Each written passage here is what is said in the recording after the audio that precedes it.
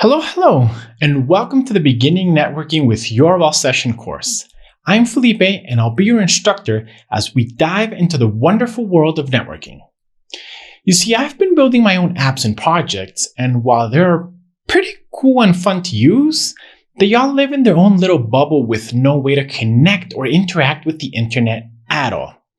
I have so many ideas, as you probably do as well, on how to download data from the internet, upload data to some server or web service, and enhance the overall interactivity and quality of life. In this course, I'll take you on the internet and bring your apps to a whole new level. Networking is a deep topic with lots and lots of things to consider. There are a variety of network protocols and proxies with edge cases for each of them. In order to provide a seamless experience, you need to account for all of them. Thankfully, Apple does this for us in their network framework. The framework exposes a lot of the moving parts which handles network communication. But what if you just want to download a cute cat picture from the internet? The last thing you want to do is spend hours of your time making your way through pages of technical documentation for a complicated framework. I mean, you're just trying to get a picture of a cat after all.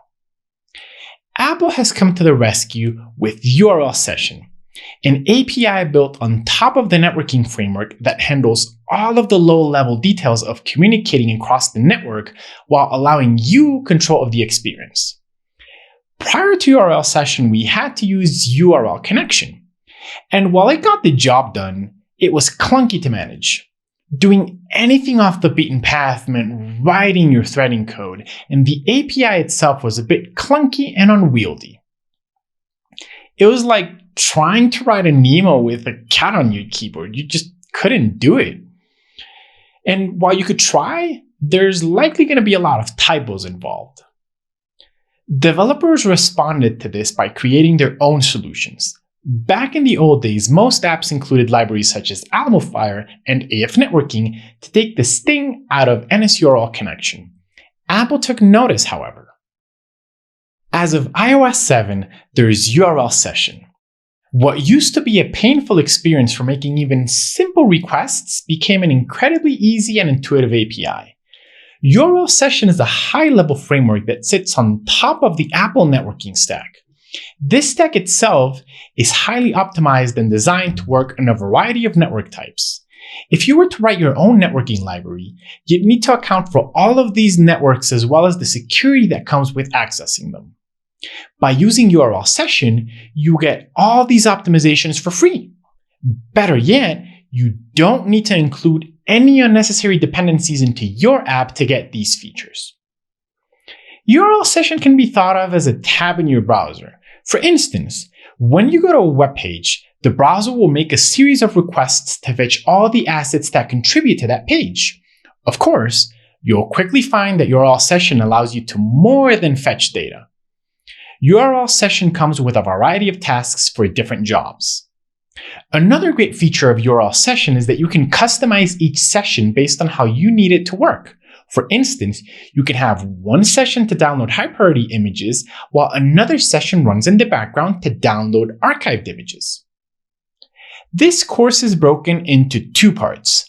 Part 1 will teach you about concurrency and some of the basics of working with URLSession. Part 2 covers topics such as downloading data, caching policies, grouping requests, and pausing, canceling, and resuming downloads. You'll see how URLSession works with the modern concurrency features of Swift, all while building a Swift UI application. Before you can really leverage URLSession, you need to have a good understanding of the Swift language. This course uses Swift 5.6 on Xcode 13. If your knowledge is out of date or you just need a refresher, definitely check out our Programming in Swift course. You'll also need to have a basic understanding of concurrency. Concurrency is a challenging topic, but it's critical when working over the network. As an example, when you're downloading files over the internet, you don't want the entire user interface to be frozen. Instead, you want to download your data in the background. This course does provide a simple refresher, but But for a deep dive, check out our course on concurrency in this learning path. This course is provided with your subscription, so definitely take a look if you are new to concurrency. A big thank you goes to Brian Moakley, who was the instructor on the previous version of this course. Okay, time for the show to start. Let's dive into the world of URLSession by first reviewing concurrency.